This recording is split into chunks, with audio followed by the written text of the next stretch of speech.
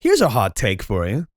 I think Deltarune crack theories are a good thing. And no, I'm not talking about those thumbnails you've been seeing around where it's like Noelle looking at Susie's ass or something. I mean real crack theories. I mean like Woody theory. And you know, truth be told, this is kind of hard to do. I've heard a lot of people say that Deltarune's community is running out of theories, and yeah, I mean, as the game starts to enter its final act, it makes sense that it'd be a little harder to conjure up some psycho kind of stuff. So I guess in retrospect, it was kind of a good call that I started my first Deltarune video labeled as a discussion rather than a straight-up theory. The point being, I think we need to bring the crack theory back. In the time since my last upload, I was kind of preoccupied with a lot of stuff and didn't really have very much time to keep up with the Deltarune community. However, I have been kind of slipping my way back in and watching videos that get sent to my recommended. Now, that being said, I've been seeing way too many videos that are just like, they're just miserable to watch. It's a drag to get through them because they're just top 10 theories that make my blood boil. And they sit there for about 10 minutes going on in your ear talking about how much they hate the latest theories because of how little sense they make. But I don't think it's very good practice to just shut out every idea that's not like friend and gaster, you know? And my friends, today is where we discuss potential candidates. And of course, if you want to see more videos like this, be sure to like and subscribe and do all that awesome YouTube stuff that helps out. And if you really want, you can check out my other socials too, links down below. But now, let's get started, shall we?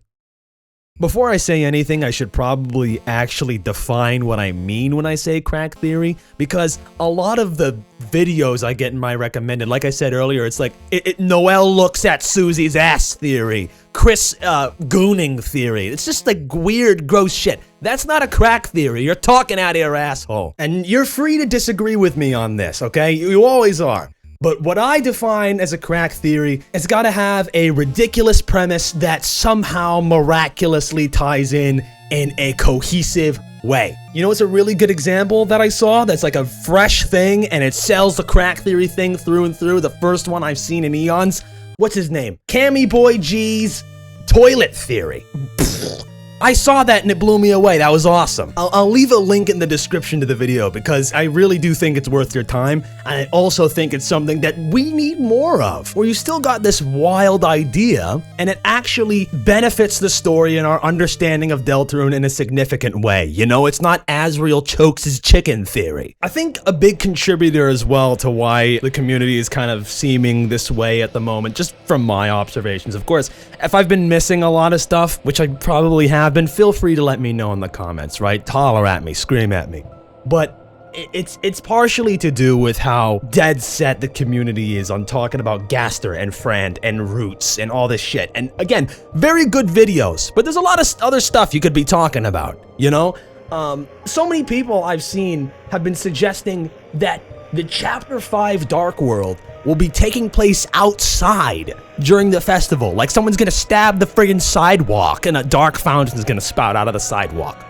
Something about that doesn't resonate with me. And again, there's gonna be the people who's like, okay, well, Deltarune's not gonna follow a pattern. Obviously, Deltarune's not gonna follow a pattern, you know? But Ralsei sits there and he talks about, oh, when the lights get dark in your room, you might see your poster as a monster and your chair as something else. You remember what I'm talking about. I'll put it up on the screen. What's the significance of this analogy if you could just make a fucking dark world wherever you want? It's just a little side tangent there because it's really not the kind of topic that could carry a whole video on its own. At least I don't think it is. But the point is that there's so many things we could be talking about and theorizing about and discussing in these kinds of videos. So I really do want to take that opportunity. Anyways, first things first. There is no talking about the Deltarune crack theory without talking about Woody theory, which we previously discussed on this channel 8 months ago? See, that's my bad, okay? I really did mean to make another video sooner. I don't even have an excuse. I'm not gonna bog the video down with all kinds of crap, but I did kind of talk a little bit about what's been going on with me on my community tab. And there's also this unlisted video that I had on the channel at one point. But the important thing is I'm here now, and I'm in a position where I want to be uploading on a consistent basis. So feel free to kick my ass if I don't make good on that. But honestly, thank you guys for the response on that video, all the positive comments and everything, because I really was not anticipating it in the slightest. Honestly, my take on Woody theory then is the same as it is now. Although, I will say, the people that have talked about it since then while I can't guarantee that they saw my video as opposed to Spooky Dude's video, I'm fairly certain, unless I'm just going crazy, that Spooky Dude was under the same assumption I was, that Woody Theory has evolved past the secret boss idea, right? The idea now at this point is that there is enough evidence to support a cowboy TV show character showing up in any capacity as long as it's related to Asgore somehow, which we know Chapter 5, it's very likely will center around Asgore. And you know, this might already be another hot take, but I'm at the point with Woody Theory where I barely consider it a crack theory, because you can propose the cowboy character without mentioning Woody at all now. It certainly may have started that way, and I wouldn't blame you for still considering it one, but come on, you cannot look me in the eyes and say it is entirely off the table 100% without a doubt after watching Neo Woody Theory. Give me my props, you know? Here's another one that I've been hearing about in my own comments section. I've had several people outright ask me to make Neo chess theory.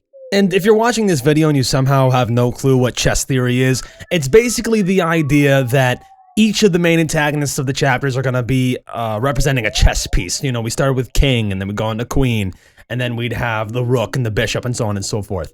And really, I don't think Tenna is a rook.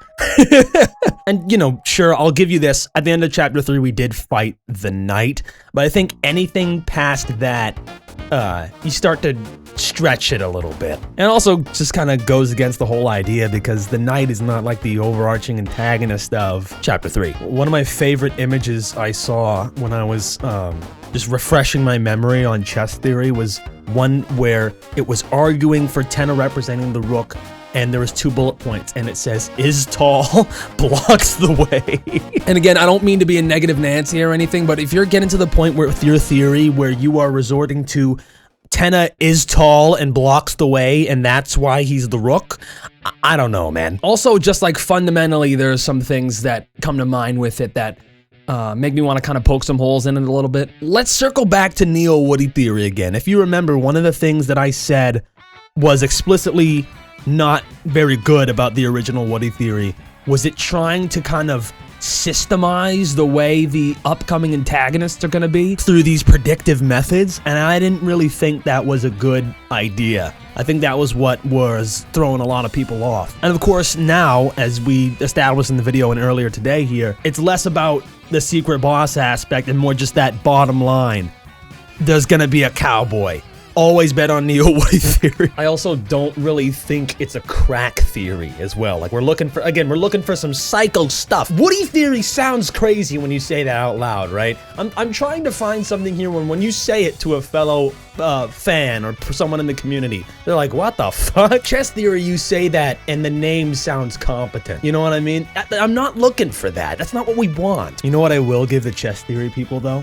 The Jackenstein thing, that it's a little compelling. I'm not gonna go in and say like Jackenstein proves it. No, but it is a little compelling. I mean, it's a grid, yeah, but I mean, look at it. I mean, it's hard to sit there and be like, there's no way that's meant to make you think of chess in any way, shape, or form. Like, I can give you that. I can give you that.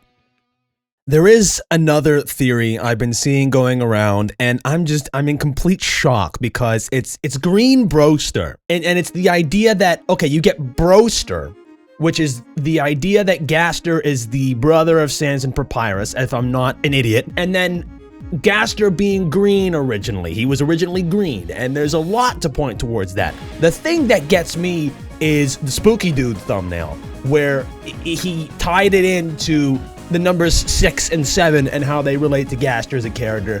And if only you could see the thumbnail. As a matter of fact, I'm gonna show it to you. I love Spooky Dude, but there's something wrong with him. Of course, I'm kidding. I love Spooky Dude. But I think the Green Broster thing is only really super crazy in its title, though. If you actually watch the video, everything is really kind of coherent, at least for the most part. So it's kind of hard for me to argue for it being like the craziest theory going around right now when toilet theory is a thing. You know, I love toilet theory. Toilet theory. Always bet on toilet theory. Speaking of Cammy Boy G and Gaster theories, there's another one that he did that I thought was also pretty out there, and it's so, the premise is just so good that I had to ask Starboy to include this in the thumbnail. Huge shout out to Starboy, mind you. You guys should check out their VGen and all that. It's links in the description, high-res version of the thumbnail, all that, just down below. You got to give them some love. But it's the cat and mouse theory video, and I thought that was so compelling, and that's another one that I'm like, shit. Generational run going on that channel, like just back to back. I won't spoil it too much because I really do think you should go and watch that video, and it does the theory way more justice than I ever could. And while it is a really good example of what I mean when I say the optimal crack theory, that's not just talking about like Toriel's Bunda, I think the real winner is Asriel's Dust too. Oh yeah, Jaru, man. More power to you, buddy, because listen, I know I made the Neo Woody theory video and Spooky Dude was kind of on that same ship with me, that sinking ship, but holy God, Asriel's Dust? In terms of crazy theories that you have no way of proving definitively until the chapters come out or the next chapter, I think that definitely takes the cake. I think we can really call it there. Now, as I'm reviewing my notes, because there is one more subject I'd like to talk about today, I figured that I should really do a tonal shift so that you guys over here watching this video don't think that I am just completely ill-informed or that I don't think the situation tied to this character should be treated with the weight that it deserves. So I'm just gonna give you the warning right here. We're gonna touch on some serious kind of adult subjects because I would like to discuss the so sorry thing. And I know the thumbnail could potentially be misleading, but the reason for that is because so many people don't know about what went on with the creator So Sorry Sam and all the just layers and layers of controversy around it. And a lot of people are not particularly willing to watch the hour-long video by Lagovert, which I will link in the description below, because if you do want to inform yourself on the situation, that is probably the best resource for you to do so, because there's not really any other videos out there right now going in depth on everything that's happened. There's also an entire website dedicated to the greater situation that Sam is tied to, not necessarily what Sam did, but I will also link that in the description. In summary though, there's an incredibly predacious community on Discord that Sam is tied through a series of financial donations, and in the modern day, a lot of people have really forgotten about these details, and Sam seems to be repeatedly stating that all of these things are not true, that all of these things are false allegations made by untrustworthy people, and honestly, I do think Sam should be held accountable for these things. I will elaborate more and talk more about this later, but I would like to preface and say that contrary to what a lot of people may be saying, it is incredibly important that people like Sam and everybody tied to this predacious community are held accountable for the things that they are responsible for and the people they are responsible for hurting. Now, if anybody forgot who So Sorry is, Undertale in its infancy had a Kickstarter, and the creator of So Sorry, a creator going by Sam, donated $1,000 for the inclusion of So Sorry. Now, this character was hidden in an incredibly obscure place in the game. You've got to go to a specific room on October the 10th, which is an obscure date in and of itself, and we'll talk a bit more about that later. And this was done because of the creator's, well, we'll just say, interesting art portfolio. Sam is a furry artist who likes to draw overweight characters, and of course there's nothing wrong with drawing an overweight character, but the kind of art we're talking about, I'm sure you can tell where this is going, not realistically overweight, impossibly so, and for the purposes of gratification for a hyper-specific audience. So believing he was protecting Sam, and Toby, as far as I'm aware, warned Sam multiple times that maybe this character is not the character to add with their $1,000 donation, but Sam was insistent. And of course, this is 2015 when Undertale is releasing, right? So Sam received a lot of unnecessary harassment and backlash for the art tied to So Sorry. However, on the other hand, I completely understand that Undertale, for the most part, is a pretty family-friendly game. Toby likely didn't want kids to Google So Sorry and then find the kind of art that Sam makes. you know? And beyond that, just on the principle of it, at the time, So Sorry was a slightly redesigned version of what was Sam's Sona. And really, as an original creator, you don't really want your characters showing up to be explicitly tied to just some person outside of the team. Temmie is one thing, but So Sorry? But anywho, the important thing to note is that Sam, regardless, received a lot of backlash. There was a whole situation that it folded over it. Toby made a public statement, and that should have been the end of it before the allegations that came out against Floraverse, being that predacious community I mentioned earlier, as well as Sam's ties to it. However, I think we are all on the same page in saying that despite this, it is very apparent that So Sorry is alluded to and referenced in the egg area in Chapter 4 of Deltarune, especially considering the fact that one of the other Kickstarter backer characters, being Muffet, was referenced in the same chapter. It's kind of hard to argue that this is not a reference to So Sorry. Right? Now, for context, let's dial it way back to Undertale, okay?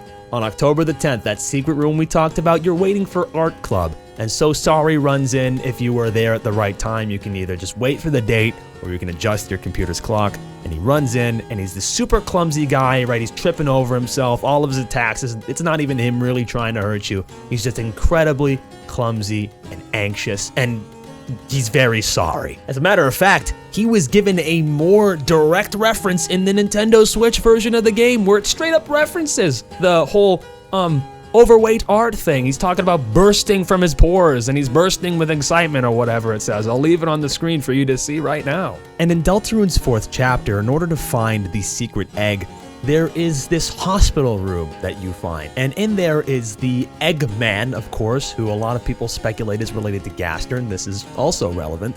And the NPC inside the room is drawing something, and he's got the following dialogue. I will straight up read it out to you verbatim. "Oh, I'm sorry. I was so into drawing that I didn't notice you. Are you here for art club? Right. This is where we draw pictures and don't kill each other. What am I drawing? Oh, don't look. I'm not finished yet. How did I get here? I can't say I remember. I was in such a rush, I didn't look where I was going at all." The art club, starting the sentence with "I'm sorry," and then talking about being in such a rush they didn't look where he was going. The way the So Sorry boss fight starts in Undertale is because he was in such a rush to get to art club that he bumps into Frisk. It's pretty clear what's going on here, right? There's some plausible deniability because we don't get to see the character we're talking to, but we all innately know what's going on. And I'm not here to make the case that So Sorry is somehow the thing that solves Deltarune or is going to be significant later, but what I'd like to try to answer is why? Why would So Sorry be referenced here, and what's the significance? Because if you think the Eggman is somehow related to Gaster, then you will be incredibly surprised to hear that the flavor text for So Sorry's boss battle starts off with, and I quote, "This creature is definitely in the wrong time and space." And I'm sure you've gathered by now that my thumbnail is a misdirect, and I don't believe So Sorry is some sort of goner. But it is an undeniable fact that at one point there was more planned for So Sorry to appear in Undertale.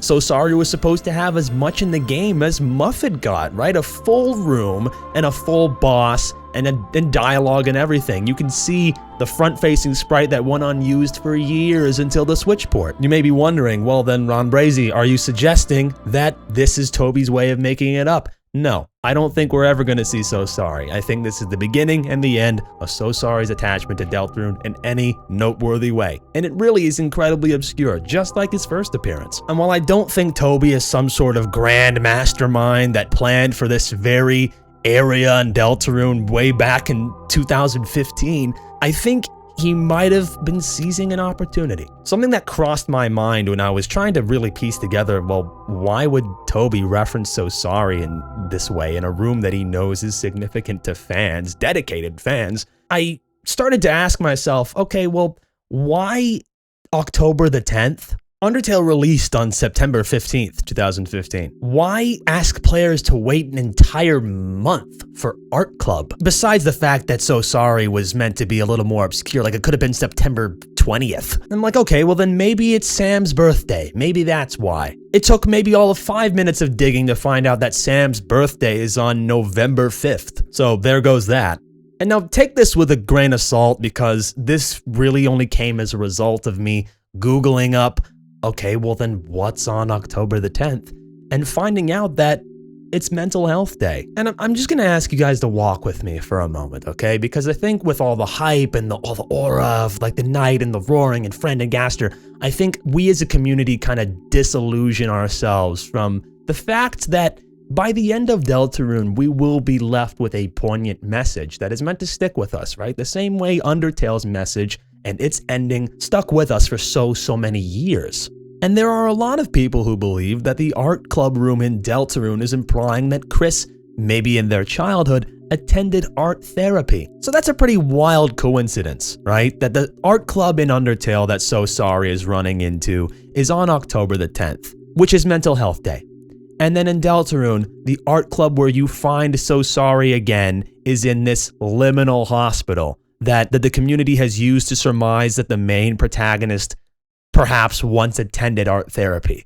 You know, it's just that's an insane coincidence. I understand it's a pretty huge reach on the surface, but then when you consider what we just spoke about, that Deltarune is meant to really make us feel something and think in the way that Undertale did, it starts to kind of make a little more sense. And I don't think that Toby is eventually going to patch the So Sorry illusions out, even with the Floraverse stuff, the way that he patched out the wilting flower thing with Noelle. Even if I don't think that So Sorry will even be a little bit referenced again, and I especially don't think he'll show up in any major way, or at all, really. It's very clear that Sam is, not well. Anybody that's ever seen Sam's social media knows that they go on these long threads of self-deprecation and a recurring theme there. They talk a lot about being on the spectrum and stuff. And, as somebody on the spectrum as well, I have a lot of friends that I've met over the years and unfortunately have had to cut off because you really can't